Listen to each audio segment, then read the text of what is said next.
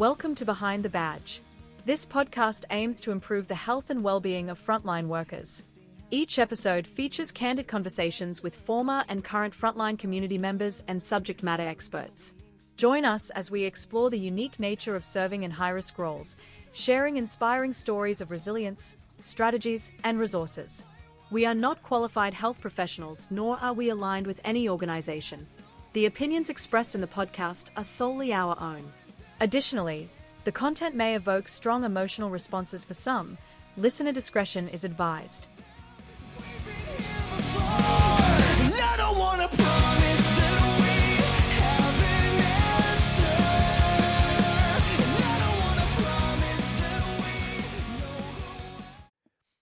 G'day everybody, welcome back to Behind the Badge. Just a quick reminder, if you've been enjoying the show, do us a huge favour and like, subscribe or hit that follow button on whatever platform you're listening on. It really does help us get these episodes in front of as many people as possible.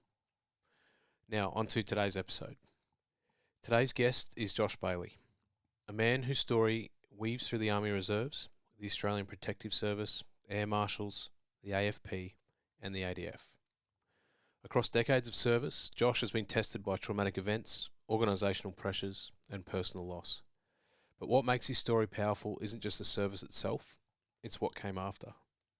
From the crash that changed everything, to the pursuit of psychology as a way to make sense of trauma, Josh has turned hardship into a new mission, helping others find growth on the other side of struggle.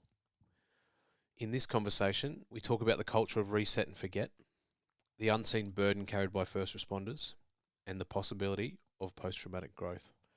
It's raw, honest, and a reminder that resilience isn't about avoiding the hard things. Let's do it. Welcome to the show, Josh Bailey. Thank you so much. Thanks for having me, and hello to all your listeners as well. No dramas. Thanks for coming back again. Anytime. So we've recorded this episode once already, but due to my technical inability, we've had to sit down and do it again, which is cool. It's an opportunity to do it again. Yeah. Thanks. Yeah, I'm looking forward to it. Yeah, no, so are we. So let's jump straight into it. Mate, can you give us a little bit of an introduction and a little bit of a background, your early life into your service life, and then I'm sure there'll be some stuff that we tease out from there. Yeah, thanks so much. So I was, born in Penrith, New South Wales, which is kind of sort of the foot of the mountains. And I grew up with my grandparents. Lived in a small place called Valley Heights, which is like a place in Blue Mountains, not far from Springwood. And I went to high school, left in year 10, thought really off it, didn't really like school much. Then I joined the Army Reserves, spent a bit of time in the Army Reserves, did about 6 or 7 years there. Got back from Malaysia, which is Rifle Company Butterworth, which is just like being in the army except hotter, and there's more Asians around. The beers are cheaper. And then, so I'd given up I was an apprentice fitter and turner, and I got the opportunity to go over to Malaysia full-time service as a reservist. And I went, oh yeah, fuck, I'll do that. And I got back, and then I was still living with grandparents, and grandma's like, well, you need a job. So I joined the Australian Protective Service because I saw an ad in the paper. That's cool. So I joined and then did that for a few years, got to go to PNG, got to go to Solomon Islands as well. Sorry, just for a bit of clarification, Australian Protective Service, is that, that's a federal body? Yeah, so that's a very good question. So for those who aren't aware, the Australian Protective Service did like protective services of buildings, airports, Parliament House. And I was at Sydney Airport, SKSA, Sydney Kingston Smith Airport. And then September 11 happened. I was on night shift and I watched it on television at Sydney Airport. And I was like, ooh, that's a cool movie. And then it was like real. And I was like, shit. So we were at the airport, and because it was involving planes, colloquially, shit's got real.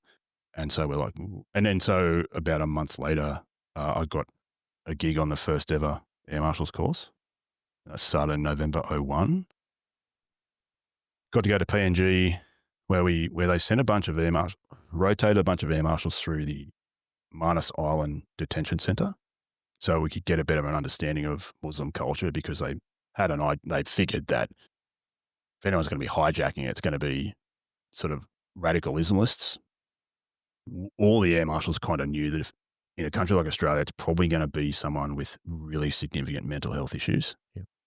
And we all said we should fly to Tasmania. The guy in charge said no. Well, sure enough, the first bloke to actually do something really traumatic with a couple of timber stakes was a very seriously mentally ill person flying to Tasmania. There you go. And he's hit a couple of flight attendants in the neck and head region, and they grappled him, locked him up. And so that was that. And then that's a side issue, though. And they still, I don't know if they do or not, fly to Tasmania. And then I got to go to the Solomon Islands with Ramsey. Got back, and that was extremely hot because that was like December, January, February. Then I joined the AFP proper down in Canberra. Did 5 years down there, met my wife Tracy. We were both triple O operators together. So I was in GDs. Then I got sent, mostly against my will, to the triple O operator area, which was cool because it was during winter. Tracy and I met, and then we left to go to Queensland. Rejoined the reserves. Got to go to, with 9 RQR, so it's a reserve unit, 9th Royal Queensland Regiment. Got to go to the Queensland floods in Brisbane there, 2011. That was cool. Everything smelled like vanilla yogurt. I still remember it. Yeah. I've been to several flood and cyclone events since. It's the only time I've ever had a bad smell. It was really strange. And then I wanted to get a trade, so I wanted to finish off my trade that I didn't finish off. Joined the Army, regular Army in 2011. Finished my trade as a fitter armourer. Did about 9 years in the Army. Medically discharged, separated. And down the sunny coast because Tracy and my wife's all families there. And then did uni. And just finished my master's in professional psychology. So I did my final year of undergrad, then I did my honours, and then I did professional psych. Here we are. Wowzers. So yeah. there's you just glossed over that, but there's a fair bit in that. You know, there's a few decades worth of service in different roles, doing different things. A question that particularly something stood out to me, I didn't know that you went from being GD into that dispatcher role. Yeah, 000. Yep. Is that a normal occurrence in the AF? Yeah, it can be. Depends on how much they like you. I was a bit of a yobbo, so they're like, fuck this bloke. But one thing that I didn't mind was, so I had the luxury of being a policeman actually involved in a pursuit, and then also as a 000 operator controlling a pursuit. It's two different things. And if you're controlling a pursuit and you know it's on, and you've really only got the what the person is telling you on the radio to go by, and then you basically look for the road condition, the weather condition, the time of day, so if it's a school zone, whether there's any construction zones there, whether it's near a hospital, you know, whether it's a heavily urbanized area, whether it's peak hour, you know, that sort of shit. So you're assessing that. You're assessing the speed. You're also assessing the road behavior of the driver. All you've got to do now is doing what we're doing, is listening to each other and the information. That's it. Whereas if you're driving, you can be in control and you've got the partners fucking shitting themselves, or they're like, yeah, this is cool. You can see what's going on. You can perceive with your eyes, and you can hear, and you can actually make a judgment call. So it can be quite challenging as the operator, triple O operator, because you're receiving information. You're not proactive. The only thing you can do is say terminate. It's happened a couple of times where we had to say terminate because of the seriousness. Because if they go on the other side of the road tonight, time to turn the lights off, then that's a danger. And they're smashing, 120. It may not be fast, but it's fast enough. They go on the other side of the road, then you've got it. Because you have to have the reason why you are pursuing that vehicle. Yep. And there may be people in the vehicle who are underage. They may just be in their car or they may be kidnapped. Unlikely, but they may have nothing to do with it. They may just be in the car because Johnny's decided to be a dick and take off from the police. So there's considerations as to you're controlling the pursuit. That would give you a completely different perspective and respect for doing the job, seeing both sides of it. That would have been two very different lenses to look at the same incident. Yeah, that's correct. People don't even think about the 000 operator and they're controlling the pursuit. And he had no training. There's zero training for pursuits for triple A's. Not back then. I don't know if it is now. Yep. Zero training. Well, shout out to the communications officers and dispatchers as well, because I imagine from a psychological point of view, that would be a little bit tricky dealing with those. Like you said, you're taking in that information, but you can't really take any action. You're sort of listening to these things unfold and can see there's probably some risk there for those people due to not having as much control over outcomes and stuff like that. Yeah, so there's accountability that you have to take as a person, as the organisation. So we're trying to get into organisational betrayal a bit too, trying to be controversial, but you've got to have an understanding that the job will back you up until a certain point. So there's the individual responsibility and the values and morals that you hold, and there's also the organisational responsibility and how they're seen by the media and the general public. So if you allow things to get too out of control, then you're pushing the envelope. So, and it's highly likely that people can die as a result, fatalities. There was New South Wales and ACT share a border, and there was a case where New South Wales were pursuing a vehicle and they crossed the ACT. That vehicle crashed, and there was a fatality as a result. So you've got New South Wales initiating pursuit. Let's just say it was legal. It's all fine. Nothing wrong with that. Not attributing blame. They're just pursuing a car in New South Wales. That vehicle crosses into the ACT. So now the ACT has a responsibility for something they have initiated, don't know about, because the two police state forces don't talk. I would imagine that New South Wales guys would have said, by the way, we're chasing someone. Their comms would have gone, same as me. There's a pursuit. I need to tell someone. So they ring us and we go, okay, what's doing? We don't get the information. By the time you've passed on information about what's happening 2 minutes ago, 2 minutes has passed and there's a different scenario now.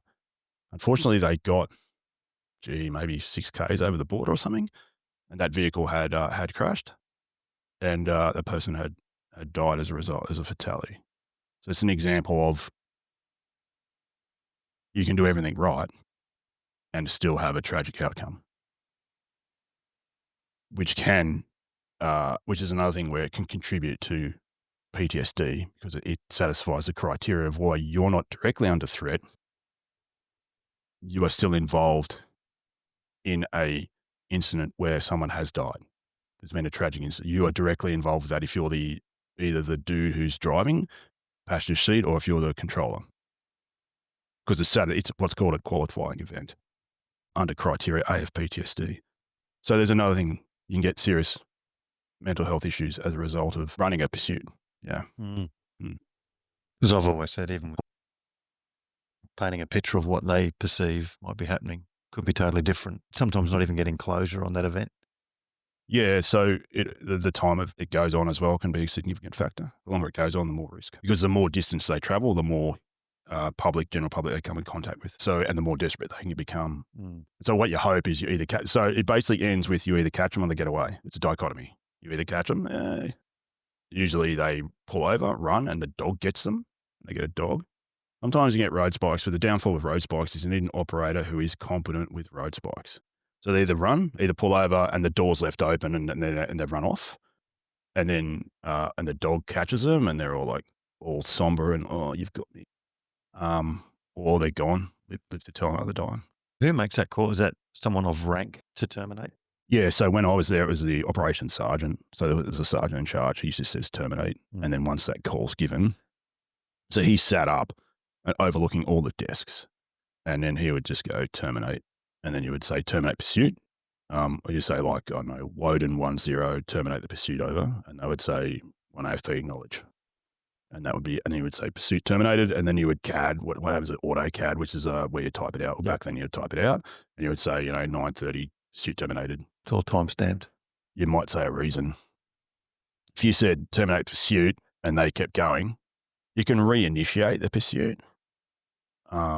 And then there'd have to be a reason. But there's a reason why it's been terminated. And then if the threat is increased, like if they decided to firebomb a house or fire rounds into the community, something that's highly unlikely to happen, but I'm just using an example, then you reinitiate. But so that was it's pretty stressful, but it was cool. Certainly, it was a lot went on just for Canberra. Yeah, a lot went on. We said just that different lens, a different exposure to the same job, looking at it from the other side. Did you get back on road for AFP after that 000 stint? Yeah, I did. Got back on the road at, had a bad car accident not long after, 2008, November 2008, which I guess was a catalyst for my journey to see trauma as an opportunity for change, I guess. That was in November 22, 2008. We were what's called Rule 305, which is lights and sirens. In the Australian road rules at 305, you can drive triple lights and sirens. I think you guys are 308, I think. Anyway, so we're driving and then we crash, which is not ideal. And then I kick my way out of the car. The lady who's driving, I look over and her hands are positioned on the steering wheel. She's lost a couple of fingers. Her eyes had changed colour. Originally they were blue and then I went brown or vice versa. But I looked and went, fuck. Interesting. Went to use the car radio. It wasn't working. So I've kicked my way out of the car and her door was taken off. And I was like, it's really bright. And then I realized there was no door. And the horn was sounding, just constant sound of this fucking horn. I'm like, oh, that's cool. And it was raining. So I got out because we'd hit a concrete light pole. Because in Canberra, they have concrete light poles just to make it more dramatic when you hit them because, public servants, well done. And then we came to rest into like a couple of trees. And she was trapped. She just said, I can't move. So I rang 000 and Tracy, my wife, answered. Were you together at that point? Yeah, we'd been together for about a month. And so she's like, hi, hun, how are you? I'm like, we have time for that shit. That's what I said. Told her what had happened and she could hear the siren, the horn. The fires and the ambos rocked up. And I get out, like I was there and I directed them because the car was off in the trees and the fires turn up and they just blocked the road. They just went, yeah, I've got a truck, road's blocked, deal with it. I said to them, person's still trapped, and they could see that the driver was still trapped because there was no door and she could sort of wriggling, like doing these ones. She was kind of unresponsive and they're like, okay. And then so 7 minutes later, they'd cut the roof off or cut the back door out, reclined the seat and pulled her out. The ambos rocked up and there was another ambulance, there was two. And eventually they'd got an unmarked car to block the road about 300 metres away. And I sat in that by myself. And it's pretty traumatic watching the person that you're driving with get taken out of a car. And then I'm like, okay, cool. Anyway, I walk down to see what's going on. And I'm like, hey, mate, how's things? The ambo goes, where's the passenger? And I go, yeah, man, that's me. He's like, well, you have to come with us. Fucking seriously? So I had to sit in the back of the ambulance and they cannulated me. They gave me like a bag and I had to listen to like Mix 106.5, the radio station, like this old person's radio station. I'm like, you're kidding me. I was so annoyed. I was like, man, I haven't got time for this. Because I was thinking I would just go into another car and be 3 up because I was like, well, I've survived. All right, well, I've just got a job to do. Let's crack on. I had to go to hospital. And I was wearing these Altama boots and I'd got pretty fond of these boots for whatever reason. I'm sitting there and the way it rolls is you have to be seen by 2 doctors after a serious car accident. These people are filling me up, checking out my like hips and stuff. This nurse doesn't say anything. Just walks up, undoes my pants, starts cutting things off me and I'm like, are you going to buy me a drink? Like, what's he doing here? Just didn't say anything, eh? Like just started cutting me. I'm like, this is fucking random. Anyway, I go to walk out, just some undies. And I find my pants and my boots. So I put my pants on and my boots and I go to walk out of the emergency department. While that's happening, Beck is the driver right next to me and they're working on her and they're like, shit's getting real. There's cannulation, there's alarms, there's like robots from Tesla or something working on her, whatever's happening. It's a fucking massive deal. Like they're like, this person's going to die. And I'm just thinking, this chick's not even asking me for a drink. She's just taking off my clothes. Bit of communication here. Like, hello, how are you? Like, what are you doing Saturday? No, none of that. It was just, oh, fuck, righto. If they told me what was happening, I would have been less frustrated. Yep. You can hear what's doing next. And you know that if I've just stand there talking to an ambo going, mate, I'm fine, and you're annoyed because you got to listen to grandpa music, you're not going to be that bad.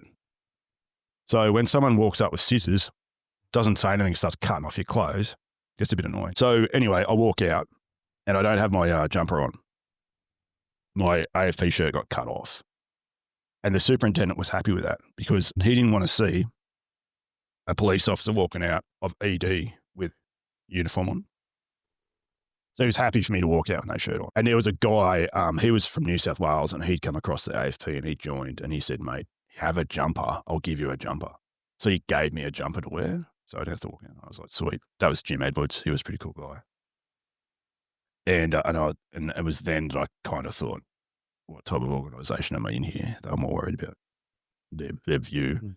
At that stage, they honestly thought the driver was going to die. She spent about 3 weeks in intensive care, about 3 weeks.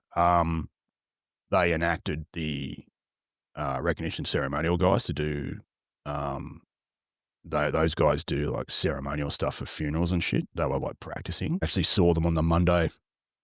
I went to this random pub with one of my mates who wasn't in the job. He's like, let's go for a beer. And they were wearing AFP uniforms. In the AFP, they wear kilts for ceremonial. Yep. And I saw them, and they'd been rehearsing. And I was like, fuck, that's got real. She survived and continued on policing. Yeah. So just back to that, mate. The superintendent comes in and goes,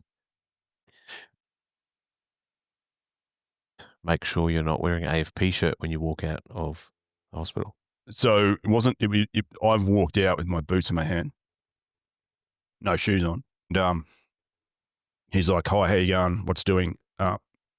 Where's your uniforms? Where's your accoutrements? At that stage, I didn't know where they were. I think they were taken off me and then handed over at the scene, which would be fair enough because the accoutrements are like gun, baton, OC spray, radio, that sort of shit. The radio is pretty valuable because it's a police radio, when people getting hold of that. So he was concerned was, where's your, it wasn't like, hi, how you going? Where's your accoutrements? Where's your uniform? And he said, okay, no worries, I'll let you go. He didn't want, I said, I don't have a uniform. And he said, well, I don't want you wearing one because I don't want people to see a police officer walking out of ED after they've been to treatment. And then Jim Edwards, a guy had come across from Queanbeyan to the AFP. He'd joined the AFP. He gave me he was a welfare guy. So they have a van. And he pulled out a jumper and said, here, I'll get this off you later. And I wore the jumper, and Tracy came to see me. That's right. She came to see me. She drove me home. I guess that'd be a difficult thing to swallow, because that superintendent is the representative to the organisation, and you would hope that they would take a bit of, care and show a bit of empathy about something they've just been through, as opposed to, I guess, primary concern being, which is also a valid concern, obviously, yeah. Though that there's a process and procedure there to make sure that those things are not being unaccounted for. But on the same token, you'd hope that there would be some level of empathy and some level of concern shown for you as the person who's just gone through this event. Yeah, perhaps it was, he's like, there's a person who could die and there's another dude. And he's seen me and he's like, well, it's obviously not him. I need to go and see the driver. I don't know. But interesting you say that because in that organisation, it's very organisation first. It's a very authoritarian organisation. I honestly believe that the senior executive wake up in the morning and I honestly believe that senior executives think that members of the community wake up in the morning and the first thing they think of is, wonder what the AFP is doing today. Like they think that they have such an importance in the community that they're so highly regarded, which if you're listening, no, you're not. Not happening. So whilst I do hold an important job, which is an obvious statement, it's not so important that you need to discard your own employees for the sake of an image that people may not have of you, Yeah, unfortunately, I don't think it's just the AFP. There's certainly other experiences or stories that we've heard of the same, where it's that focus on the organisation before the focus on the actual employee or the individual, People don't get promoted based on how they look after their own people. That's the problem. So, mate, moving past that interaction, what did the following days, weeks, months look like for you moving through that stuff? Was there other organisational supports around that, or did you need that, or did you just sort of jump back on a police car? I went to work the next day, and they were like, mate, what's doing? And I was like, what's the issue? Anyway, I made a joke about women drivers, and that went down like a lead balloon. Probably because, look, fair enough, but back then in 2008, it was sort of way before the wokeness had taken over. And also I wanted to sort of break the ice because everyone's sort of like staring at me. They're like, fuck, this dude's back at work and this other lady's still in hospital, And so I was back at work ready to start work. I was like, well, here I am. And it wasn't really anyone's fault. It's just one of those things that happen. You drive, you crashes, unfortunately. One of those things. And then there's another superintendent, forget her name. And she said to me, well, I want you to think about how the general public view the organisation. If they see a police car aquaplaning across the road out of control, what do you think the general public thinks of that? She wouldn't even talk to me. I had to go up and say hello. Wouldn't even acknowledge me. But she was there to get a gist on what was doing. And it was a Sunday, so for her to come in, it would have been fucking on a Sunday, inconvenient type thing. Yeah, so Jim Edwards was the wellbeing guy. He was pretty cool. He was like, you need to take days off, took days off, went through ComCare, which is the organisation's sort of government insurance scheme. It's pretty adversarial. Yeah, had physio and chiro and stuff. Had scans, nothing too massive. Neck strain. I think there's obviously we got bones and there's muscles that sort of attach right to the bone. There's a 10 millimeter tear in there, right in the middle, because we crashed at 120. So on the right side where the muscle actually goes onto the bone right deep in the shoulder, that got torn off by 10 millimeters. And so DVA, when I was going through a DVA system, they were like, "What's this?" Oh, I don't know. How did that happen? Fuck. But I've had so much else wrong with me that it just didn't fucking matter, They're like, oh, fuck, whatever. Yeah. So I was pretty lucky, really. I just walked away. But mentally was where I struggled. Yep. Absolute struggle. So I could tell you at 4:30 every morning, police rescue was on because I would wake up 4:30 every morning religiously. Was that the time of the crash, was it? No, it was about 5 o'clock November. 5 o'clock on a Saturday, Arvo. About 5, okay. Yeah.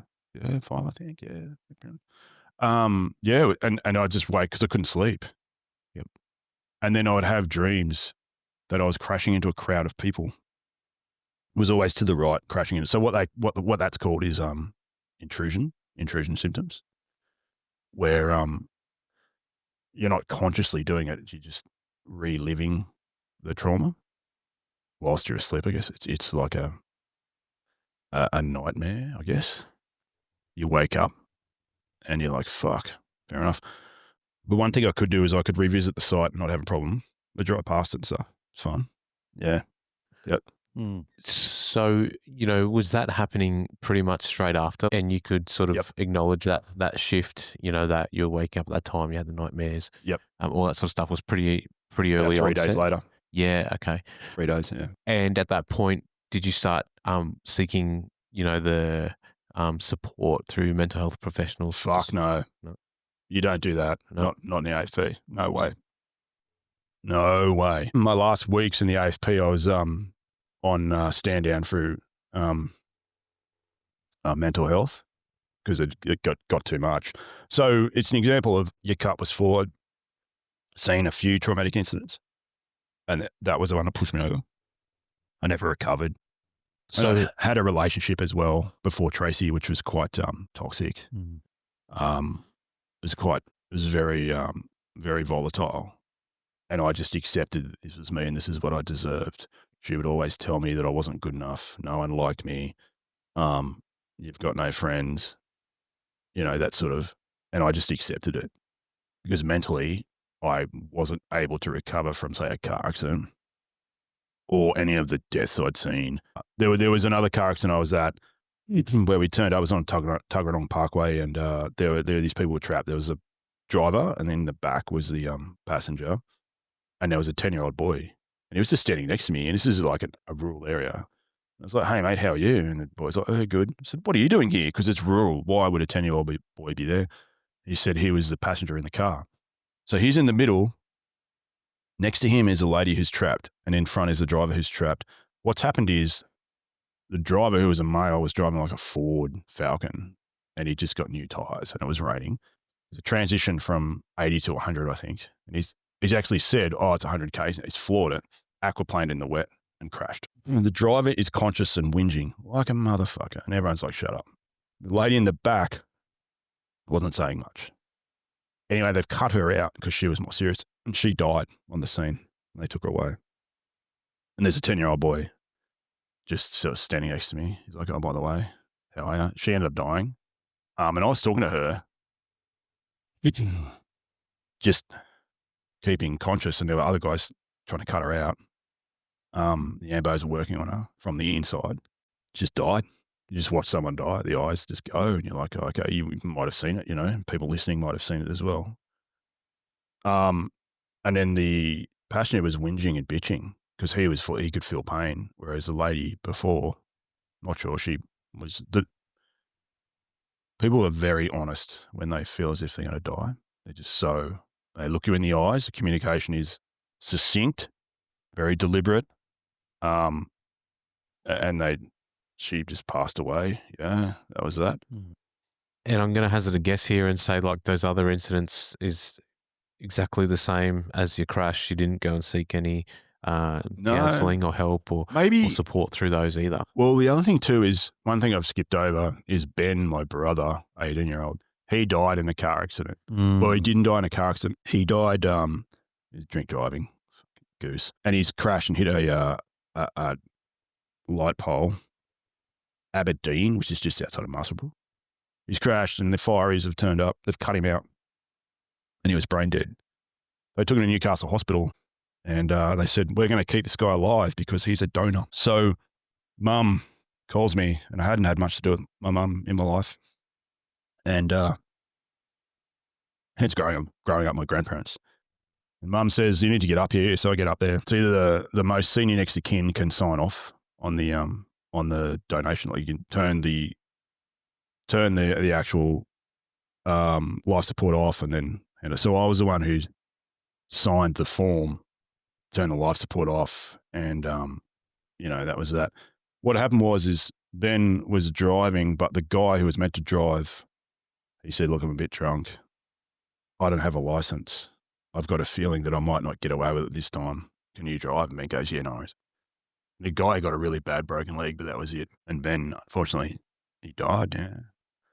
So there's a couple of, I guess, maybe that I'd sort of paid off. Pretty much it.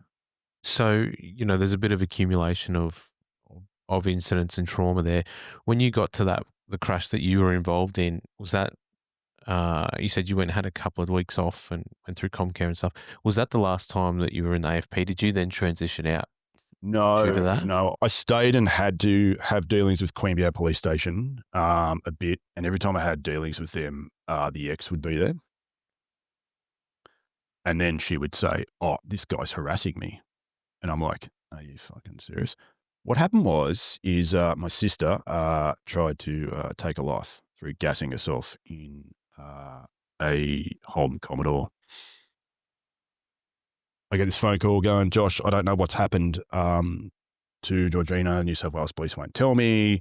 Can you go in and see what's going on? So I was on duty at the time. I go into Queanbeyan and I go, hey, what's doing? Can I please find out about Georgina, my sister? And oh, yeah, no worries. First person I see is the ex. Yeah, whatever. Anyway, I speak to a dude. He tells me what happens. What happened was Georgina's tried to kick off. So I was police come along and saved her. She's in hospital.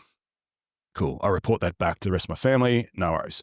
Unbeknownst to me, it was reported that I'd turned up there looking specifically for my ex-girlfriend. Yep. This bloke is specifically looking for me and asking for me, and I told him no worries. What actually happened is I turned up, hey, I want to know about Georgina, blah, blah, blah. And then she's gone, stupid fucking Alco. And I'm like, oh, you're there. Right. She's swearing at me. Fine, whatever. He goes, fuck, I don't care. But anyway, so that's how it was reported. So I'm getting these messages in. Eventually, I said to Jim Edwards, he was ex-Queanbeyan and he was a wellbeing guy. I said, I want to move from Woden Station, which was the neighbour station to Queanbeyan, and I went to Belconnen to get away from this constant contact, conveniently having constant contact. It was too convenient. I was like, fuck, this is ridiculous. We'd turn up to a job and then that person would be there. Why? You'd ring up, she'd always answer the phone. That never used to happen prior to us going out. I didn't even know this person existed.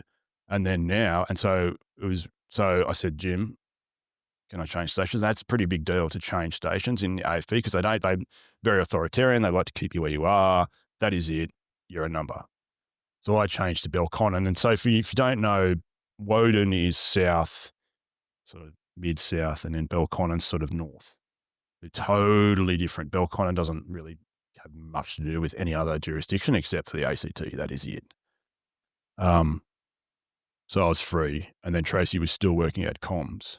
So I was having that constant come back.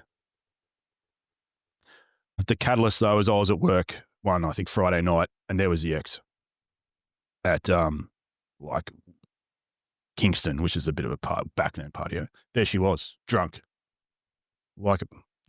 harassing the uniformed police, coming up harassing us. I report it. The AFP goes, oh, don't worry about it. Oh, yeah, no worries. And then I find out she's accessed my details on the computer. The AFP's like, don't worry about it. I don't know why. Anyway, so these, and I'm still going to serious events where there was a dude who approached us with a machete. What happened is he'd punched his girlfriend. They'd found cannabis inside, so they wanted to gain access to the house. He'd had a psychotic episode. He was having visual hallucinations that the workmen out the front, there was no workman, were sleeping with his wife. So he's attacked her. He's then turned up, threatened us with a machete, barricaded himself in. The tactical dudes turned up, and the rest is history. Machetes are pretty big when they get really close. Kind of bigger than I'd hoped. You're kind of like, fuck. Because in reality, you think, oh, yeah, machete a bit. You see it on TV now, heaps in Melbourne. It's quite scary because they strike down and you're like, how do I combat this? And I just OC sprayed and let it rip. It closed the door, so some of the spray had hit the door as well. But I didn't quite get a full view because the guy in front of me had pushed me out of the road to get away, and I was left with this dude. And it's funny because when people are trying to attack you, you look at their eyes and they look like this, you know, when in reality, but you're just like, fuck. And it's a fleeting sort of striking down, and you're trying to process because you don't have any to process this with. There you go. And then after that, we just went back to work. So there's instances where you just go back to work. After that lady died, we just went back to work. Reset and forget. Yeah. Probably the same as everybody else listening. That's just the way it is. I don't think that my experiences are unique to anybody else listening. This is a commonality amongst those who've served. Yep. You know, especially in war zones or even humanitarian zones as well can be quite striking. You know, anyone who went to Banda Aceh had a really, really tragic experience. You know, so this is just common. You know, reset and forget. Just normalised. Very much so. Yeah. Especially, I was at a job where a gentleman had unfortunately died by suicide. He'd hung himself, and I was standing next to him eating Subway because the guy went, Josh, eats Subway, because we were doing night shifts. And the lady walked in and went, guys, do you want to move away from the dead? Can you get out? And we're like, what do you mean? Oh yeah. We're just so normalised to the extremity of human tragedy in order to be able to function at our highest level or as best we can. We don't, when we're working, we don't see trauma as an opportunity for growth until we experience it ourselves, and we need to cope to survive and cope as a result of it. You know, hence why that sort of saying post-traumatic growth happens. Yeah. So let's sort of touch on that, you know, move through that journey of your AFP days and your subsequent mental ill health. You went on to serve in the military, and then I think offline we were talking about you further went to serve still through, even now through DRA. DRA, yeah. At what point did you sort of look at your psych studies, and what was the catalyst or the reasoning behind like delving into psychology? So if we go back to 1999, I did my parachute course. Jumped in the water, first ever water descent, and I nearly drowned. It was funny, I nearly choked and nearly drowned. So I had my first ever descent was a water descent out of the back of the ramp, and you fall into the water there at Nowra. And they were trying to pull me, a Zodiac, an inflatable boat comes over and pulls you up out of the water. They were trying to pull me out, but the risers around my neck were choking me. They let me go and then I drowned and they pulled me up. Anyway, they cut the risers off and put it back in the bag and then threw it back to the guys. And hopefully they found it. Since then, I had fear of water. Don't know why. So in 2016, I had to do the SF swim test, which is the 400-meter swim test, 16 minutes, shoes and uniform. And I didn't even get to finish it. But I'd already passed that swim test in order to get into one commando fucking 25 years ago, or 17 years ago, to be a reservist there at that unit. So I'd already passed it, you know what I mean?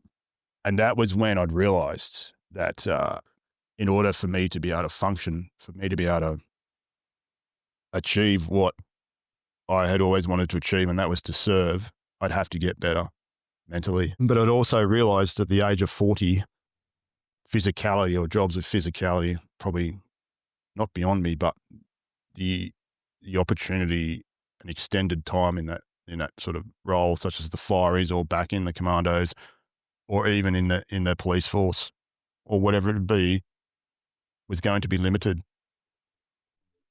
So that's when in 2017, I decided to do what's called a graduate diploma in psychology, because I already had a degree in policing. I'd finished off my degree in policing through Chelster. And that's where I started. And then I got a gist for it. Got a hang for it and went, fuck, this is pretty cool. The other thing too is I'd done a whole heap of CBT. And so that's where I learnt that the more you cry, the less you drink. Because I was always crying, because the psychologist, Zena Boutros, very good psychologist in Sydney, I highly recommend her. She said, you need to write down the most traumatic experience. So for me, if you've been through, and probably a lot of your listeners would relate to this, if you've been to several traumatic experiences, then you pick either the most three or the most serious one that causes the most trauma. So the car accident was the most serious one, so I had to write it down. And every time I got emotional, I would underline the words. So I was crying as I was writing it, and you can see the paper had been affected. And so the more I allowed me to be emotional, the less I desired for alcohol. I don't know whether that's a correlation, but that's the way it was. And that's when I realized this psychology shit works. So were you at that point using alcohol as a coping mechanism? No, in the Army I wasn't, actually. No. What was I using a coping mechanism? Ruminating. I was ruminating about how I could become better, or how low I'd become. Yeah, I was really embarrassed with myself. Yep. Yeah, I was really embarrassed, because ultimately the catalyst for the absolute breakdown was not passing a swim test, which the viewers, your listeners might be aware that that's a fairly simple. You get in the pool, you finish 8 laps under a time, and then you forget about it. It's very simple to do. But for me, I felt as if the water was on top of me. They were testing me because they wanted to hold something against me. They knew I'd fail and that I was being crushed by the water. And it was the Army's way of reinforcing that I wasn't good enough. When in reality, it was just a test you had to do before you did water ops. And that was it. That was the catalyst. And I didn't get on that. I'd pulled off a series of courses. One of them was being sub 1, which you would know, pretty serious course in the Army. Shit house course. But once you start getting put off promotion courses for mental health, and the Army starts reevaluating your position. Yep. So I knew my time was up. Yeah. And then that's when you turned into the study and leaned into that. Leaned into that, yeah. And then I got onto Instagram, and then a couple of years ago, almost to the day really, I changed to my current Instagram and focused really on psychology and delivering a message. And then I began being asked to go on podcasts and write blogs and be speaker for certain people. And then that's when I realized not so much a gift, but I'd sort of found my calling, I guess. So if it wasn't really for you guys who asked me on to podcasts and that's really inspired me to really fulfill that role, kind of like not a responsibility, but it would be negligible if I just went, I'm on the pension, a Class A pension, I'll just sit at home and do nothing. So just a quick question, and you've probably, being a psych student, have heard this before, but I've heard that jokingly thrown around that all psychs are either studying up to, work out their problems or save everyone else around them.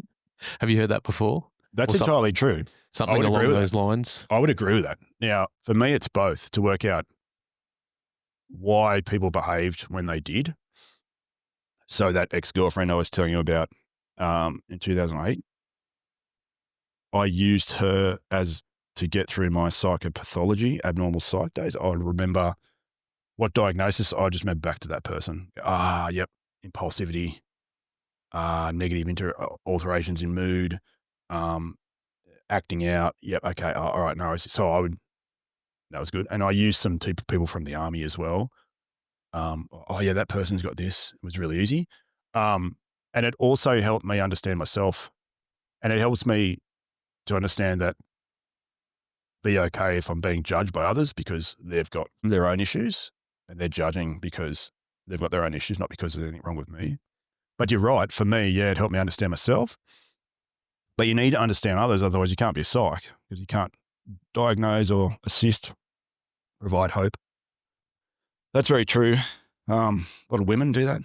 I don't know why. But a lot of them have tragedies in their lives, such as the sudden loss of a loved one will spur people on to be psychologists. Other people, they may have emigrated to Australia after growing up in war zones. That's a common one. Some people simply just wake up and just go, I want to be a psych because they want to help others or they know that they've got the gift to provide assistance. But a lot of people, so I was a late starter, so a lot of people in their 40s have already experienced traumatic, whether that be serious, negative impacts on their life or actual trauma. And then they decide, I'm going to be a psych. But then they hold jobs as well. So you'll never see a 40-year-old full-time student unless they're like me on a Class A pension. But a lot of people can do that. Yeah. But then there's a lot of people, there's some of them who are just grown up silver spoons, Yeah. Very uppity and I'm a psychologist. They're, okay, that's great. But for me, you're right. And it has been helpful to go through that process and understand yourself further as well. Absolutely. Yep. So I used to be a bit judgmental, a bit gobby. I used to swear during my Instagram reels and stuff, and it was unrefined. But as I got on to understand how to provide hope to people, how to understand them, non-judgmental, acceptance is a big one. Acceptance is a big one that we don't concentrate enough as human beings. And there is acceptance of commitment therapy, and there's also CBT. So understanding of your behaviours and the consequences is another one for me. Yeah, so understanding that not everyone needs to be judged. Not everyone's going to do you wrong. You can provide people hope. People will listen to what you have to say. You've just got to be someone that people want to listen to. Yeah. And so, mate, just briefly, what does becoming a psych entail to you? Like you said, you did that graduate diploma. Yep. Does that then give you the appropriate qualification to then go and deliver psychological services, or is there further? That's a good question. You can either do it two ways. You can either do an undergrad in psychology, 3 years. Either do what I did, do a degree, any degree, and then you can do a postgrad, which gives you 3 years sort of equivalent. Then you do honours. Then from honours, now you have to do another year at uni. Right. And then you either do what I did, the professional psychology masters, which is 1 year, or you do your 2-year program, which is 5th and 6th year, which is either clinical psychology sports psychology. You can do a doctorate. But essentially, you can't practice as a psych unless you've done 4 years at uni. Right. And then you do practical in your 5th year. And then, you got to do 6 years in total before you can become a registered psych, generally registered psych. Right. And if it's a doctorate, it's about 7. And is that the goal for you to become now a registered psych and then Yep. start delivering Yeah. services? Have you got a particular interest in that? Is it veterans? Is it first responders? Is it sports? Oh, I wouldn't mind forensic psychology. So forensic psych is where you assess people and have an understanding of the criminality element, Yep. Why they did what they did and how, I guess preventative. They do a lot of research in it. So there's a lot of research in pedophilia, but it's a lot of male orientated, for example, because mostly males do it. So they use a lot of research as to a person's behaved this way. What does the research say? Oh, I'm going to predict this dude's going to do this in the future or whatever. So I wouldn't mind there is a fairly strong held belief that we are not really able to accurately predict criminality before it happens. Now, I'm not sure if I'm ever going to be able to do that. Who knows? But that would be good to do. That would provide safety for the community anyway. Yeah. Along those same lines, they're saying it's pretty difficult to predict criminality. I guess refocusing it maybe back into our world, is there predictors or indicators of adverse mental health, in response to trauma or certain occupations? What do you mean by certain occupations? So, if maybe not occupations, but are you predispositioned to have negative mental health outcomes by being exposed to trauma? So negative outcomes can be, isolation, withdrawal.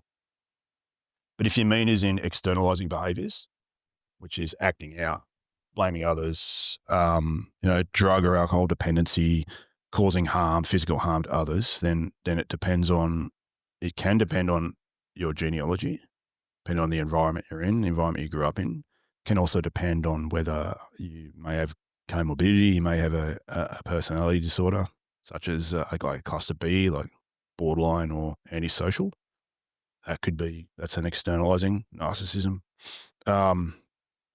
You may, it would depend on several factors. The person who you are before the traumatic event. We're all someone before trauma happens. And then you experience the traumatic event, and then you have a thing where you have to, for the first time in your life, guard for the future so that traumatic events don't happen again. So whether that's military sexual trauma, whether that's a car accident, whether that's being assaulted on the piss on a Saturday night, you then become wary of the future. So you can either become wary of the future and guard against it, or you can become the one who creates the trauma because it's happened to you. That there is a possibility of that. But there's no one size fits all because each traumatic event is different. Each personality before the trauma is different. And therefore, every reaction to the trauma is different. There are cultural themes, such as, it's where we talk about growth, where you see traumatic experiences as an opportunity to grow, where you ruminate consciously, goal-orientated rumination without sort of any environmental cues. And what that is where you're constantly thinking about how to improve yourself, which is one of the sort of cognitive processes people enter into with post-traumatic growth. It's not the trauma that causes the growth, it's your response to it. So you can either have growth or you can be resented and have that sort of negative rumination where it's sorrow, sadness, resentment. You can get into drug and alcohol behaviors, which are way down the track of people's coping, which can then lead into, violence or causing more trauma. Or you can have intergenerational trauma, which any X-generation person would know that probably experienced it from the boomers, where they're passed down what their parents taught them, and then they've influenced, intergenerationally have passed on their sort of negative attributes, and people just accept it as what it is because that's what happened to them. Mm. Yeah. Mm. So that post-traumatic growth you mentioned, that comes on the back of obviously trauma, that as the name suggests. So I guess you have this traumatic event, and say if you have a diagnosis of post-traumatic stress disorder, that is not in itself, inverted commas, like a death sentence. There is opportunity post that diagnosis to then grow and better yourself or come back as a different version of yourself in a positive way. Yeah. So you break it down. You're your person, you're your own self, and then who you are as a person. Then a traumatic event happens. And then after that, you need to deal with the intrusive thoughts of the traumatic event or the negative outcomes. So then you've coped, or you're coping as well as you can. So you've accepted it's occurred. You've acknowledged that it probably wasn't your fault. You've got an understanding that it could happen again, but the world, I need to be careful, but not everyone is out to get me. Not everyone's untrustworthy. Not everyone behaves principally, but I still need to have an understanding that this event has happened, could happen again, but I'm not going to let it ruin me or in some instances, not an automatic process, but people can reshape their priorities. They have a higher appreciation for life. They have greater meaningful relationships. So they might have less relationships with people, but they have more meaning. And so they appreciate what's called the little things in life. They reshape priorities, i.e. they may not feel the need to go drinking too much anymore. They may spend less time gaming. They might enter into more education. Hey, I wouldn't mind going into psychology or nutrition is another one people go into for whatever reason. Counselling. Want to finish off that trade because they might see it as a second chance at life. So they're trying to fix not so much regrets, but there's opportunity. Hey, I need to reprioritize. Instead of not planning for my day and going through life meaninglessly, I now plan for my day and try and get the most out of my life now because they become more goal orientated. So it's not the traumatic event that causes an automatic growth, but it's how people respond and process through positive cognitive processes. And that can be through finding evidence in their thoughts, accepting who they are, ruminating positively about the goals and possibilities. Also binning people in their lives that may have taken advantage of them or hold no sort of purpose for them. So those sort of friendships that people contacted them because they wanted something or whatever, ghosting, and they bin those people. Gives you more time for quality. So it's quality over quantity of relationships and purposes, I guess. Yeah, right. Interesting concept. And like we're talking about offline, for me, I find that very handy to know because come into these roles and these organizations and we understand that you're exposed to this stuff and the exposure can lead to that negative outcome, that negative health outcome. I think it's important to also highlight, hey, even if you have that negative health outcome, there's this other possibility for you and there is hope that, you don't have to keep going down that track of that negative health outcome. That's true. There's an alternative, there's another path, and it actually looks pretty good. I did read in this research article here that more people have reported growth from trauma than what they have negative outcomes such as PTSD or MDD or GAD, which I found interesting. I don't know why that is. I don't know the population target, but it'd be interesting to see. So just recently, Defence has come under a spotlight for military sexual trauma, which is the psychologist's way of saying sexual assault. So when you study sexual assaults in the military, that's what's called military sexual trauma, and it can be a traumatic experience that can lead to PTSD as well as other negative outcomes. They were under fire for their pathetic response, but it would be interesting to see whether there's any gender differences between males and females, because women are more likely to be victims of military sexual trauma than blokes. Not to say that blokes aren't, they're just women are more likely. And then blokes are more likely to be victims of, violent assaults. They're more likely to get assaulted. So it'd be interesting to see the difference any gender differences between the type of trauma and the gender. Because sexual assault in the military is under researched, so it needs to be more research. Yep. And a lot of the women I talk to, they say, I would have stayed in the Army. I would have stayed. It was my dream job. All of them. They're like, I would have stayed, or would have stayed in the Navy. But because of what happened to me, I now have to leave. And then they seem to, from what I picked up, they seem to get this determination about them afterwards. Determined for their goal orientated. They're very determined, goal orientated. Quite openly about it. They're quite staunchly aligned to their goal. Yep. Yeah. Which is good, but it's just a shame that's how it's come about. Yeah.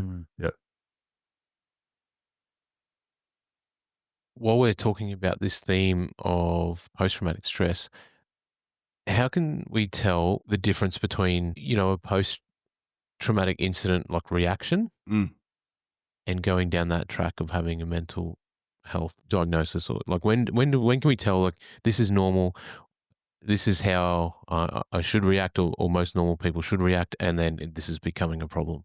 So if you've got the person before, and you got the traumatic event, and you are behaving differently, so severity, duration, how severe are these sort of episodes of, say, intrusivity, say your flashbacks like nightmares, not sleeping, insomnia, dissociation, where you actually believe you're there when you're not. They resolve themselves within, a week or so. Yeah, cool. If they keep going and your life now has changed and normality is that you're not sleeping, you're drinking more, you're getting really frustrated with people, you're low mood, you're no longer motivated, you're no longer eating, you're no longer exercising. Holistically, it is affecting your social, occupational, academic domains of your life, and that is a problem. That's when your functioning is affected. The severity of the functioning is affected for a great amount of time. Then that's when you can say that you are affected by the symptoms of a mental health illness such as PTSD or adjustment or acute stress disorder is 3 days to 30 days. Then after that, it's PTSD. Right. So anywhere up to a month is not, I don't want to use the term okay, but Normal. Normal. Yeah. So the reason why they invented acute stress disorder in the DSM-5 is because the Americans needed a diagnosis for car accidents so that their insurance companies could pay out for mental health issues. So that's why they invented acute stress disorder, which is part of the stressor disorders in the DSM-5. So and then you got PTSD and then prolonged grief disorder. Now, grief and post-traumatic stress, the issue with, you can have both at the same time, but grief is where you have feelings that are attached to the person, to the relationship of that person. You miss the person and the person has to be deceased. And their experiences, you're less likely, you're not going to have intrusive nightmares about that person dying. You're just going to wish that they were there. There's going to be grief, sorrow, sadness for 12 months or more. You can't believe that the person has passed away. There's identity disturbance where you feel as if you're not whole anymore, feel as if part of you has died. Whereas in post-traumatic stress disorder, the person may have died. The person died violently. There's a traumatic experience there. And so everything's tied back to the trauma itself, not just your mum or dad dying. Grief and sorrow is a normal process. But when it becomes so serious and it extends for a long time past cultural sort of norms, then that's when it becomes an issue. When your functioning is impaired, that's when you start to look at maybe this person satisfies the criteria for the assigning of a diagnosis. Interesting. A lot of people obviously experience some form of trauma in a relationship breakup, say, or grief, however you want to put it. But we seem to, for whatever reason, work hard to get through that process. Yep. Whereas when you look at a traumatic situation, it's either ignored, shelved, or for whatever reason we don't want to acknowledge that that's a problem. Yeah. Once again, that's acceptance and acknowledgement that people, because acceptance means you have to take on responsibility. And people don't want to take on responsibility because they don't feel equipped to deal with it. I don't have the skills to deal with this, so I'm just going to push it away. Comfort, people seek comfort. Get over it. If you don't stop crying, I'll give you something to cry about. That sort of thing. So if people don't feel as if they have the capability to assist that person, or if they don't extend enough empathy towards them, then they're not going to want to hear about their story. Interesting. On that, how important is it to forewarn and forearm ourselves on the, let's just say, the left-hand side, that person we were before, before the trauma? How can we impact our response by, I guess, gaining that knowledge, gaining those tools and building that understanding beforehand? There are concepts of hardiness and resilience. They are sort of genealogically gifted with certain efficacy from our parents. But the culture of which we grown up in will also shape. So if you've got a culture of, just say a swimmer wakes up at 3:30 and goes swimming at 4:30 every morning because they want to be a swimmer, they're already in that culture of being discomfort anyway. If you're striving to achieve a goal which is going to be unattainable without consistent work and effort, whatever that is, you're already mentally used to hardship and not paying it off. So if you're used to some sort of hardiness or resilience to achieve your goals, then that can help you. But it depends, once again, on the traumatic experience, who it involves, how long it goes for, are there smells involved? What can you hear when it's going on? What can you see when it's going on? What time of day is it? What were you doing beforehand? What did you do after? Who are you with? Who are you not with anymore? So the type of trauma can impact how we respond and how many traumas we go through. So if you're in a flood and you're just some random farmer of the tinny army going around collecting people, and some people you want to come back to, they're not there anymore, and you find out later that they've deceased. Well, that's not their fault, but they may be hardiness and have resilience because they're farmers and they wake up and work long hours, but they're still going to be affected depending on the relationship with the person who's affected. So it really can depend. But a life of comfort is really a life of acceptance of paying off sort of challenges, really. We're getting more comfortable as we get on. But really, I guess you can prepare yourself mentally. I think spirituality, there's reports that if you're reading the Bible a lot, those people, religiously involved do have reported positive gains from trauma, and they feel as if they're prepared because of their relationship to God and Jesus, that sort of stuff. There's that. And then afterwards, after a traumatic event, people report finding Jesus. So through religion, you can do that. You can also do it through, just the culture you've been in. But having said that, though, you can be a lot of commandos and SAS guys, and even police tactical guys report, hey man, I was a high operating tough dude, but I still suffered, And look at me, I was an Air Marshal, I was a reserve commando, and I'd done some martial arts, I'd done Krav Maga, I was an instructor in that, and I'd been a policeman, and I still wilted like a flower, I was still adversely affected, quite seriously. So it would depend on the cascade effect as well, how much you can handle, because each traumatic event, like a sandwich, builds on the next traumatic event. So if you are open to new experiences and if you have a bit of extroversion and you're relatable to others, then there's a good chance that you will be resilient to a traumatic event. Because you're open to new possibilities, you're able to communicate with people better and how they relate, so there's less judgment.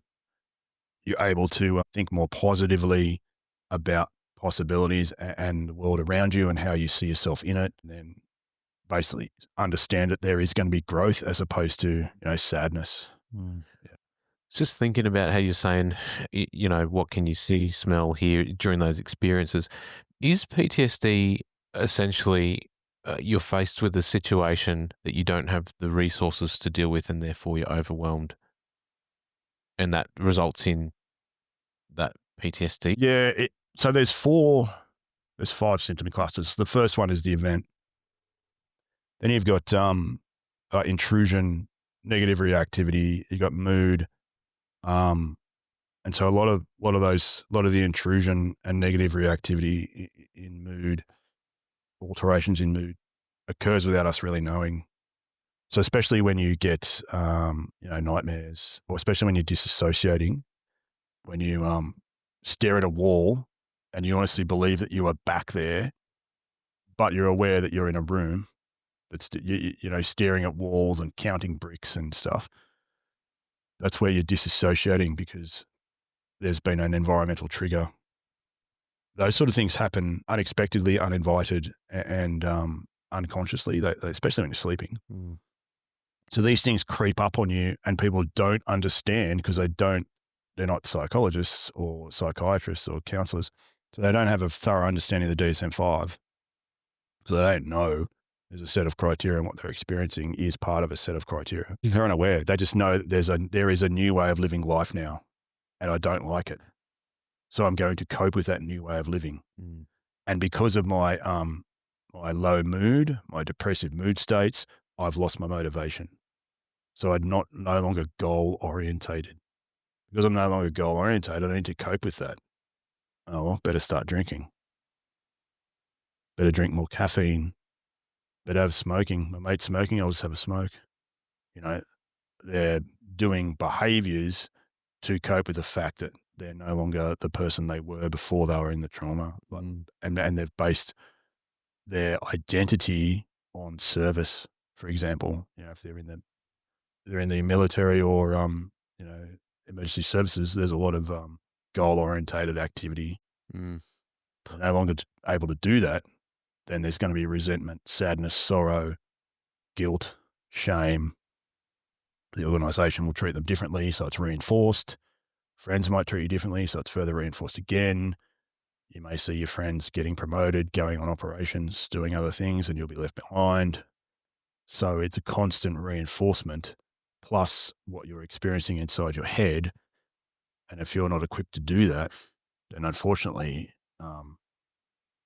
it can be quite severe, until you get help. Until someone says, look, it's okay, I can help you. And you accept that help. You have to accept help, otherwise it's not going to be worth anything. And I guess a lot of those protective factors might be wrapped up in your service as well. Like I said, your value, your worth, maybe your social connection comes from work as well. Maybe you only hang out with cops or fireys or ambos or your army mates, whatever. And then when you lose that as well, like you said, you just start leaning into the more negative coping mechanisms, and you've lost the other things that were maybe keeping you afloat or helping. Yeah, so protective factors, such as you've mentioned, are a good indicator of just how strong your ability to not exacerbate your symptoms are. So if you've got a wife, you've got a stable home, if you've got a good job, if you've got a good income, if you're reasonably physically fit, you're constantly going to the gym, you've got people who support you, you've got a good family around you, then because the idea there is that they'll be able to pick up on anything that goes on. That's why married men live longer than single men, because the wife often says, hey, Johnny, time to go to the dentist, or time to go to the doctor, or you've got a mole on your back and needs fixing, something like that. So if you're in a loving, intimate relationship, then that's a good protective factor. And if you don't have that, then that can be one of the predictors towards, exacerbation of symptoms or a restarting of another episode. Some mental health illnesses are episodic, so it's bipolar. Some psychotic disorders like schizophrenia, can be episodic. So they're not, major depression can be episodic. So it's not always constant. So some could be episodic and others can, PTSD is just a fucking constant downfall of a quagmire of things that just aren't positive. Whereas others are episodic. So you don't want them to get into a new episode because each episode can get progressively worse. And it's a cascade effect as well. So you want to sort of stop that. So protective factors are good to know and understand because it helps you plan treatment and also helps you understand whether or not you're going to get worse. Yeah. So, mate, where to from here? You mentioned, like you're sharing your insight and your knowledge and your experience through your social media platform at the moment. Sort of mentioned maybe delving into the forensic psychology side of things. Is that sort of where you see your future in this field? Yeah. So I see myself probably, once I become registered, generally registered as a psych, probably starting up my own business really. And then, maybe I wouldn't mind doing some work with the correctional side and then also maybe some work with ESOs as well. There's a few on the coast that I wouldn't mind working with. And the luxury of being on a pension is I don't have to ask for payment either. Like I'm not going to ask anyone to pay me because I've already got a pension. So it's good to spread knowledge through ESOs who quite often they're on pensions as well. They don't have much money. So it's good to spread that knowledge because shared knowledge enhances culture really. Yep. Creates and enhances a stronger culture. So if I have, not so much a gift, but if I have an ability to use my experiences plus my knowledge, then that's what I'll do because it gives me greater satisfaction and it helps. One of the things I learned growing up my grandparents is future generations shape the generations below them. So the older generations shape the generations below, and that's kind of what we've lost in modern society. So I see myself, I'm turning 50 in June next year. So I see myself as someone who has a lot of experience and knowledge to give and pass that on so that I've learned lessons that they don't have to. Yeah. I turned up, I was 0.1 after a night out on the piss about 2 weeks after that car accident. And I was in a police car and they basically just said, just sit in the passenger seat, mate, you'll be right. Now that might have been good for then, they were covering for me. But is that okay in the long run? Well, back then in 2008, no one knew anything different. You couldn't go and see the psych. You just get fucking hammered. So what was the cause of that? Well, that's just poor coping. It's what I knew and what I knew the outcome of it. So I just went and did it. Well, that's handy for me to pass on to others so that they don't do the same thing. It's like you say, that's a culture. Yes, culture. Yeah, it's that going out in the drink after a job or whatever. That's right. Yeah. So that might be seen as, the guys are looking after me like, just sit in the car, you'll be right. And it was a quiet day, or the manageable day, should I say. And what point does the organisation accept responsibility as well? Yeah, that's true. But also as an individual, you've got a responsibility. So it's a bit sort of a bit each way. And so for things like that, that's where I see myself as being someone who can provide really good guidance so that others don't fall into the same sort of mistakes. Well, having come from that shared experience as well as it's, obviously hard for you to travel that road, but a lot easier for someone to get advice from someone who's got that shared experience because they've lived it, they've done it. Yeah, and I think relatability is good for me because a lot of psychologists are females with no military or police experience, zero. So everything is dichotomous.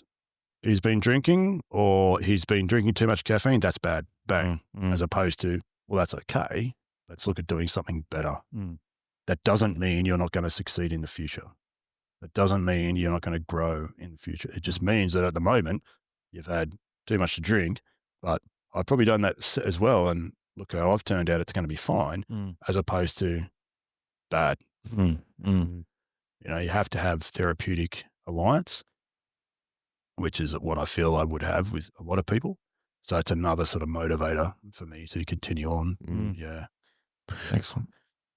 What's one bit of advice that you would give to yourself, your younger self, now that you've walked the path that you've walked, you've undertaken the education that you've done, and you've got the knowledge in your head now? What's one thing that you would tell your younger self? I would have a favourite question to ask myself, and that is, where am I?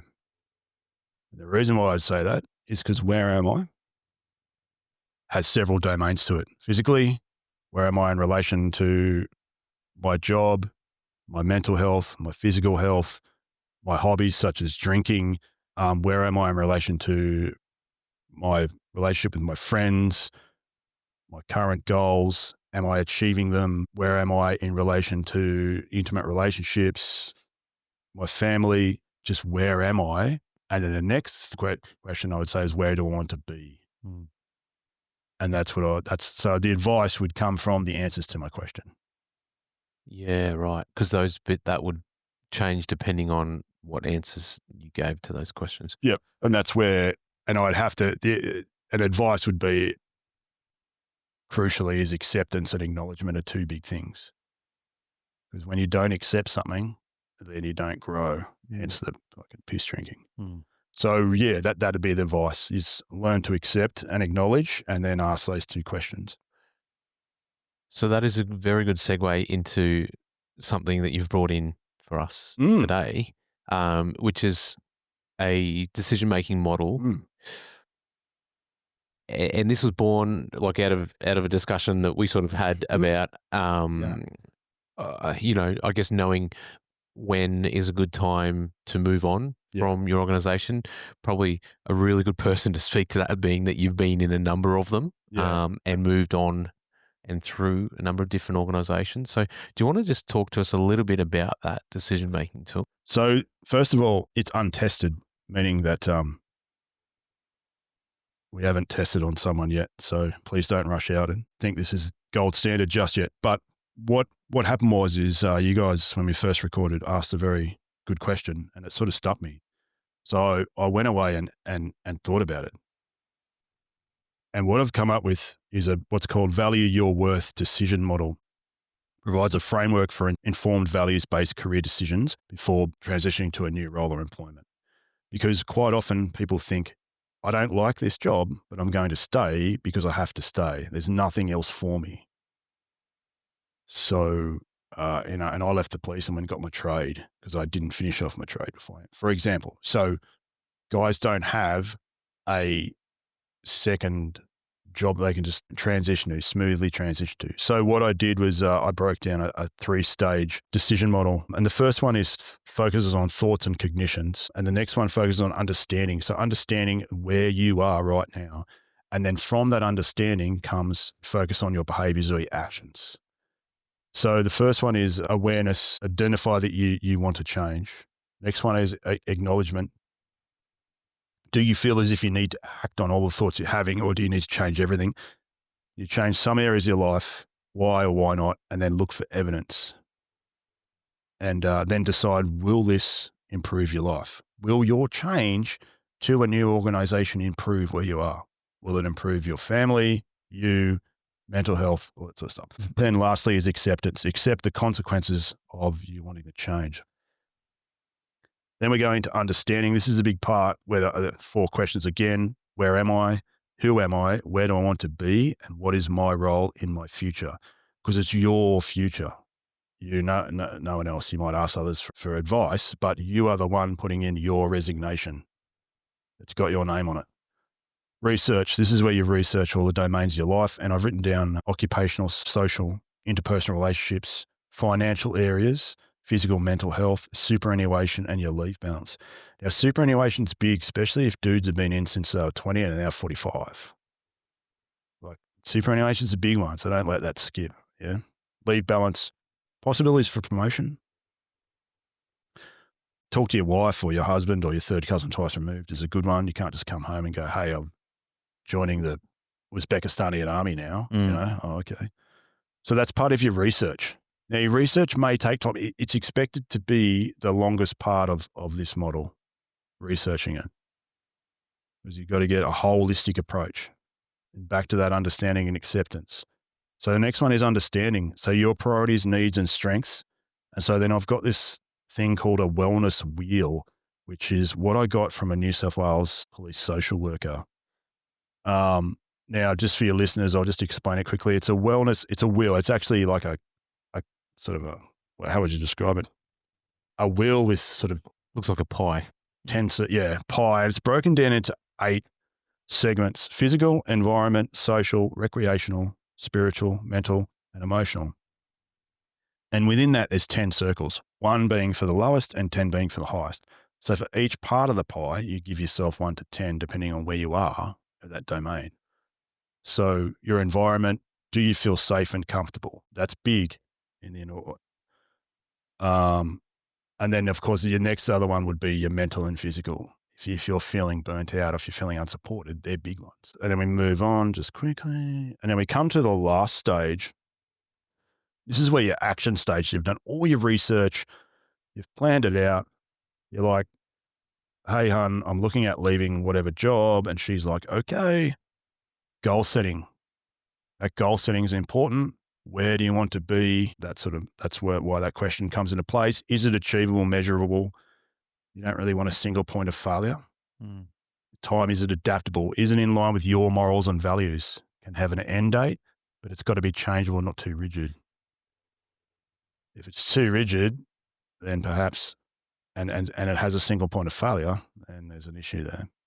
Decision, establish the decision criteria, which is up to you.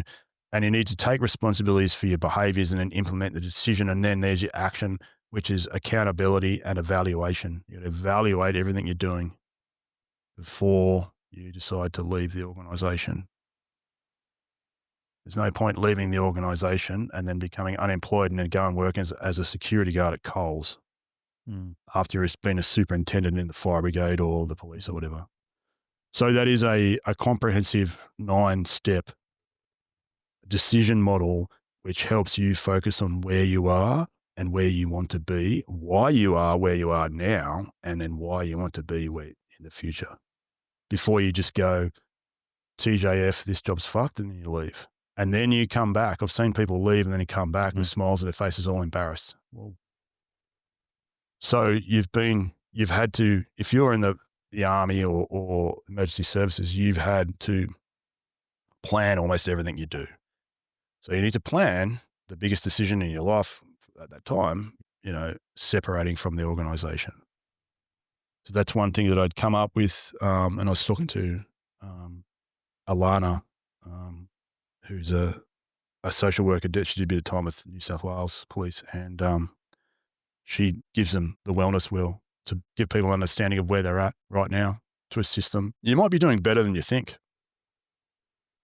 You might be doing worse than you think, but it gives you an understanding of black and white, writing it down. This is where I am.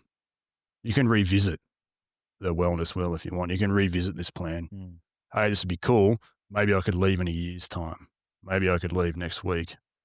Maybe I could pay off the plan altogether. But to give you an understanding that you're not trapped.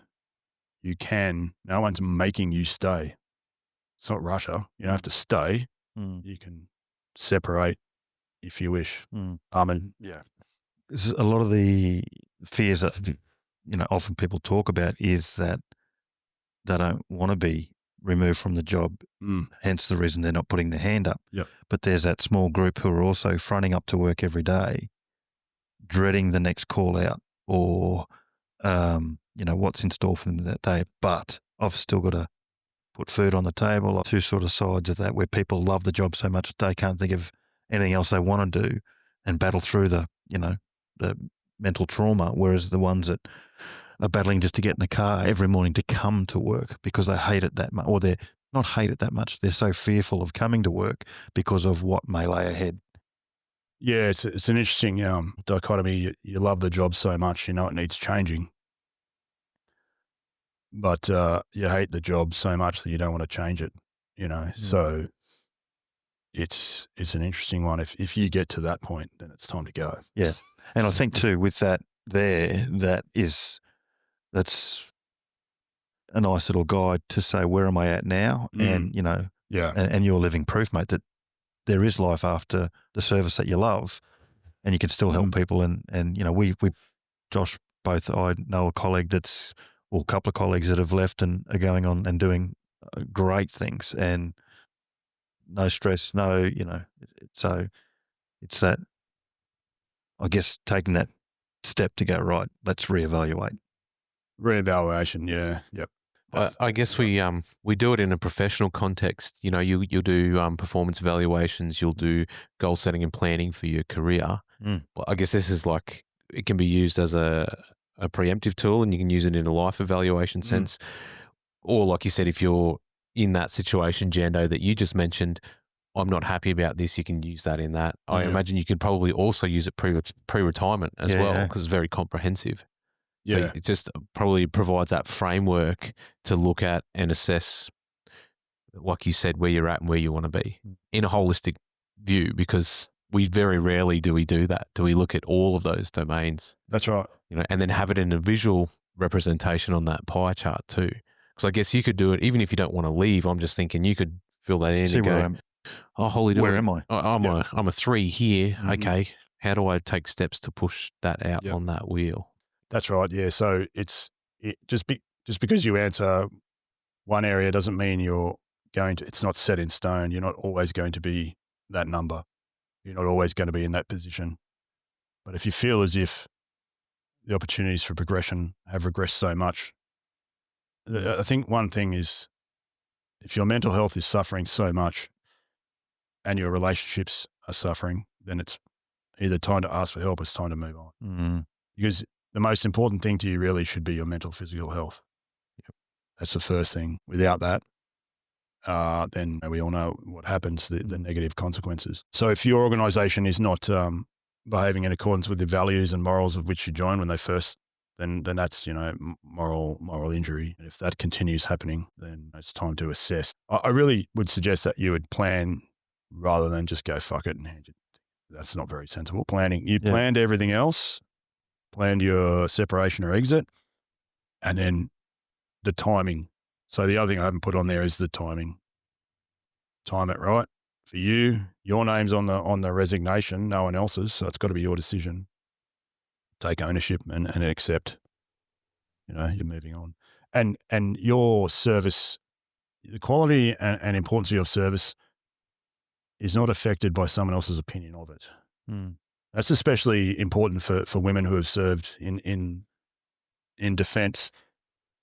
A lot of blokes who've served in combat roles might have negative opinions of females who've served, but regardless of where you've served or how long or what you've done, your service in the military has formed part of that tightly woven fabric that is now Australia's rich military history.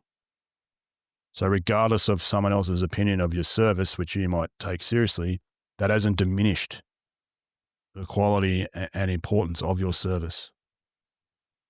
So some people might think, I need to leave because my bosses are negatively evaluating me. Well, that's cool, but they may not be right. And quite often they're not. So just because you served in transport doesn't mean that that's less than someone who's served in, fucking SOCOM or somewhere. You've still served.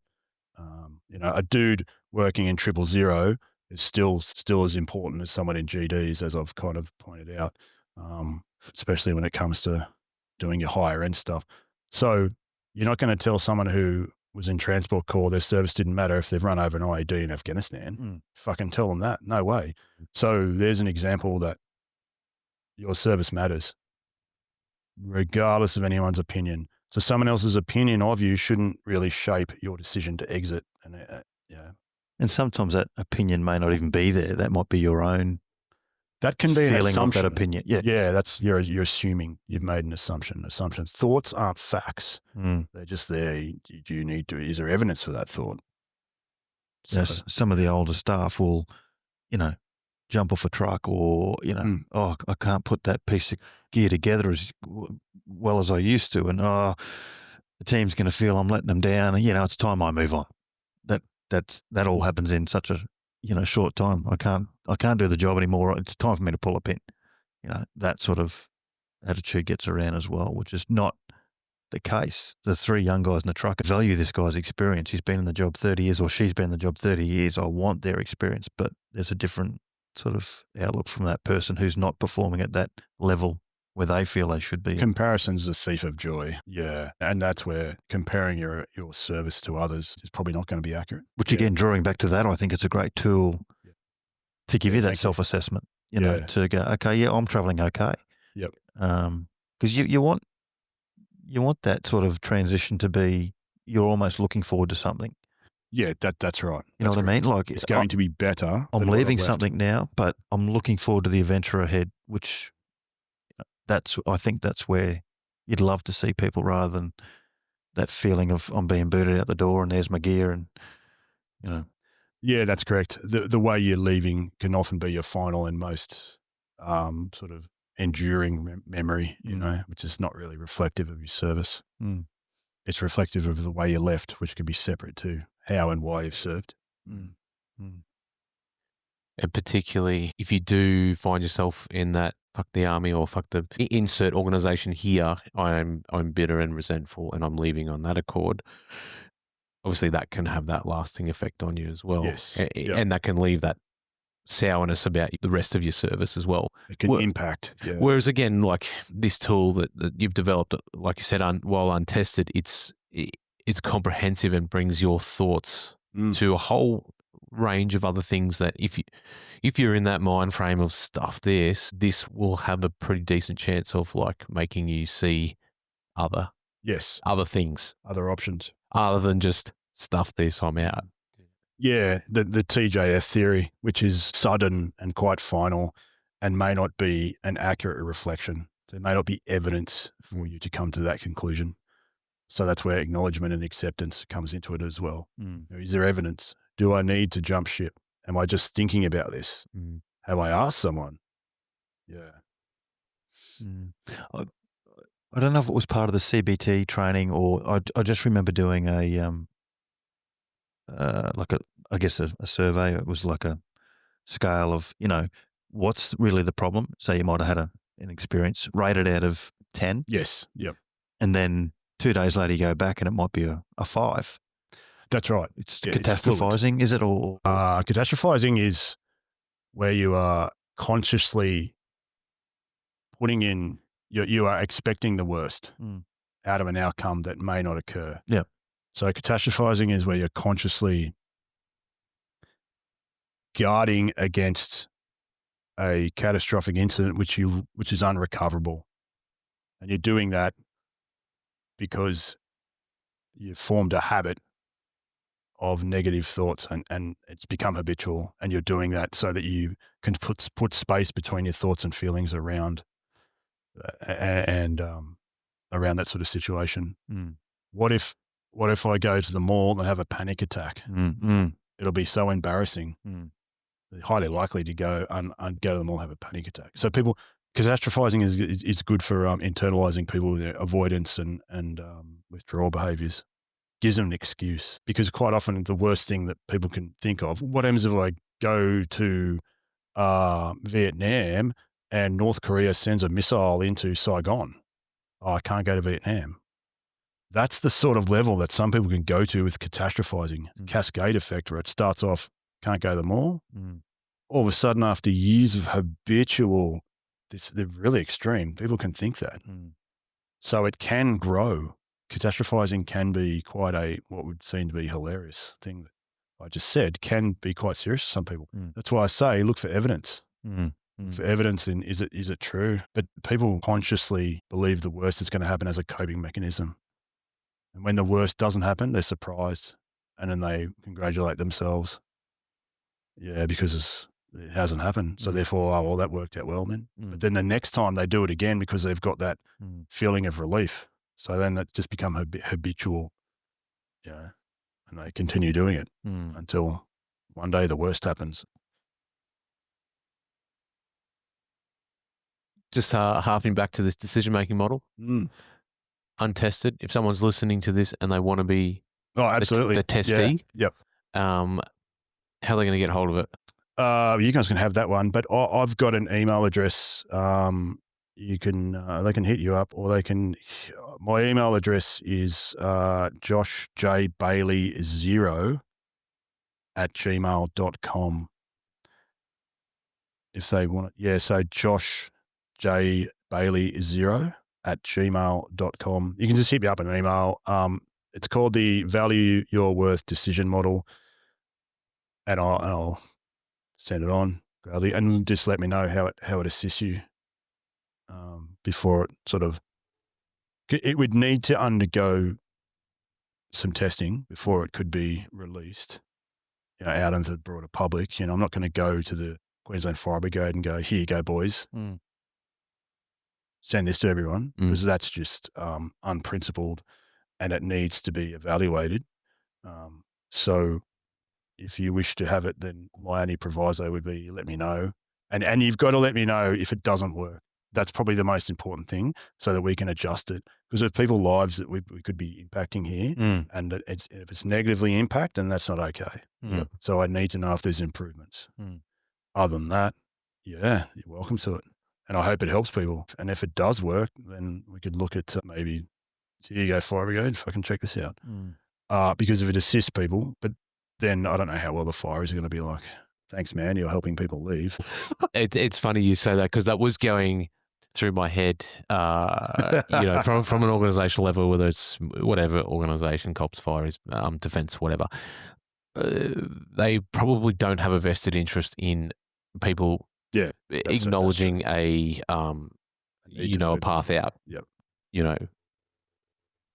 But if that's the case, it might behoove those organisations to support the people to get through those, whatever their troubles or things that they are faced with, to move through them effectively and retain their capability. What I would suggest is we're supporting improvement and hope rather than departure. Really. Yep. That would be. That's why I did it. Also think, actually on that, you're talking about, maybe the organisations aren't happy with promoting people to leave. On the back of that, though, if someone leaves in a healthy manner, they actually then become a recruiting tool. But if they leave with that TJF, stuff the armies, stuff the cops, stuff the fireys, they are then the opposite to a recruiting tool. Oh, that's correct. I wouldn't advise you to go there, or this is my experience. Yeah. But if you can turn that that exit into a more positive one, they're likely to go out and still be a valuable recruiting tool for you in the future. That's true, and they're likely to share their experiences positively, because everyone has a story to tell, and then everyone feels the need at some stage of their life they want to share that story. So if you go into the shared knowledge creates and enhances culture sort of attitude, then they'll talk about their time, and everyone has access to social media, which therefore everyone has a platform where people who they can't control will actually access that. Once it goes on social media, anyone can see it. So if you allow people to exit on their own terms, with mostly happy thoughts, then that's probably a positive for everyone, really. Yeah. And that's the whole thing. It's trying to catch it all before you get to that stage, Yeah, that's prehab rather than rehab. Yeah, prehab is an interesting one. Even talking about, Josh mentioned earlier, you had experiences with different organisations, and so you're doing something with the police, like you've had, your share of experiences with the AFP, and some good, some bad, but you're still doing something in that space with the, is it the memorial, or you're working in that space with the police memorials? What I wanted to do when I was in the RSL, I was a president of an RSL sub-branch for a while. There on the sunny coast, and we managed to organise to get a cenotaph at the Sunshine Coast Hospital for veterans. And so that's like a plinth, and a plinth, for those that don't know, is basically a set of sandstone. It's got a plaque on it, and then in the back there'll be a lone pine. The other thing I was looking at doing was getting another flagpole for Kawana Waters Police Station. Okay, that might have been what it was. And I was like, we're going to get a flagpole. And I was talking to the OIC, who's a really good guy. He was on board. So, because they've only got one flagpole, and originally they were flying the Queensland flag. And the idea that, and so a couple of RSL dudes drove past and went, they should be flying the ANF. And I said, why don't we give them another flagpole? a lot of the boomers said no because they can pay for their own flagpole. And I was like, a lot of people join the police after they're in defence. These people are younger. These people are going to one day retire. They're going to be just like you. How about we bring these people into our culture, provide them with, hey, it's not going to make a difference out on the road, but it's acknowledgement. It's acknowledging, and we're doing what we can, have a flagpole. Anyway, I've got a quote, $6,000. What happened was one of the guys who didn't agree with this whole flagpole venture went and saw his mate who owned a construction company, and they came back and said, $6,000. Oh, goodness. So that sort of died off. I was struggling with uni as well as being a president, and there was a couple of, which I won't really mention here, but there was a couple of, shall we say, unprincipled financial goings on. And the secretary, the treasurer, and I all resigned on the one day and said, thank you very much.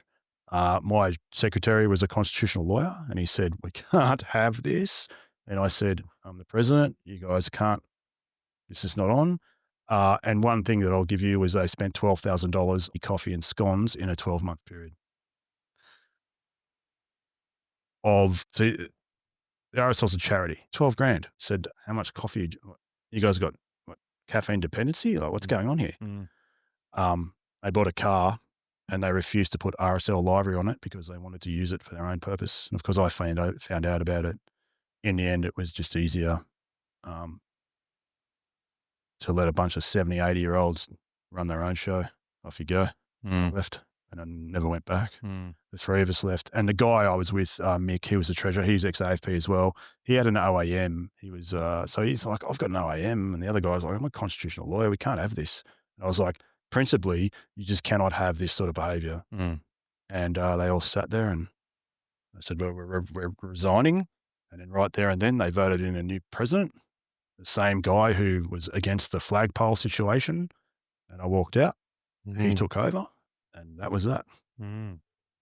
But moving aside from that, though, those sort of stories aren't uncommon, and I kind of wish them well. But hey, that's unfortunately the way it is. And I was lucky to be given the opportunity to be president. Thank you. But what I got to do was work on projects like getting a cenotaph for the hospital. And I really would like to go back and try and get that flagpole as a bit of a goal-orientated activity. That's something I hadn't been able to complete. Raise money. Flagpoles they're not cheap. No. And they're not easy to come by. You try and find one and that's like a specific, because they're thicker at the bottom and skinnier up top. You can't just get rolled steel. It's like a big deal. So I was really disappointed with that. But as far as any other stuff, no, not really. Not doing anything on the recognition ceremonial space anymore. No. You mentioned your email before. If anybody else wants to get in touch with you, if anyone else has like resonated with you today and would like to, I guess, consume some more of your content and your knowledge and the stuff that you're putting out in the world, how do people connect with you? Through email or preferably through my Instagram account, which is Josh's_psychology. I'm pretty sure. We can, we'll plug that into the show notes as well. So there'll be a link in there straight through to that, your Instagram page. So it's pretty simple. So JOSHS _psychology. Cool. Yep. You mentioned you're also writing a blog for the Thick End as well. The Thick End. Yeah, those guys. Yeah, I write a regular blog.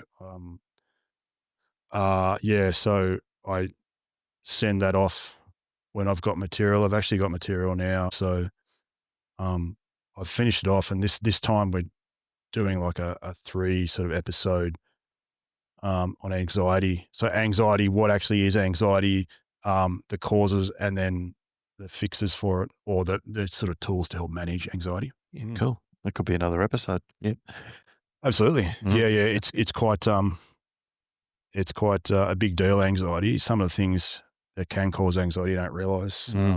I mean, when you talk about caffeine intake, people get really touchy, but we do consume more caffeine than we realise because it's part of our everyday customs and it's part of our traditions, really. But that can be a cause, and insomnia as well can cause it. But not here to harp on that. But that's just one area. Catastrophizing, moral injury can be another one. They're all contributors to anxiety to some point. Panic. Where it sort of starts silently and then all of a sudden you're in a panic. But the thing is with panic attacks is they last less than 10 minutes. It's the fear of them happening again, which is the lasting issue. Yeah, right. Well, mate, we will keep an ear to the ground for those blogs coming in. Definitely. Thank you. Is there a link to that on your Instagram page as well? There isn't. Thank you for reminding me. If I had a pen. Link in bio, mate. Yeah. Stick that but mate, thank you for your time again today. Thanks for catching up with us for a second time due to my technical negligence. But also, thank you for your extended, I'd say almost lifetime of service through various organisations. Cheers, mate. Like you said, it's important. It's important to acknowledge that as well. So, yeah, thank you.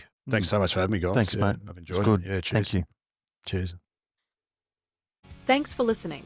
If you've enjoyed this episode, please show your support by subscribing, liking and rating the podcast on your listening and social media platforms. We are always looking to improve what we do. If you have feedback, suggestions for further guests, topics, or would like to be a guest yourself, please contact us via Instagram. Stop the scene.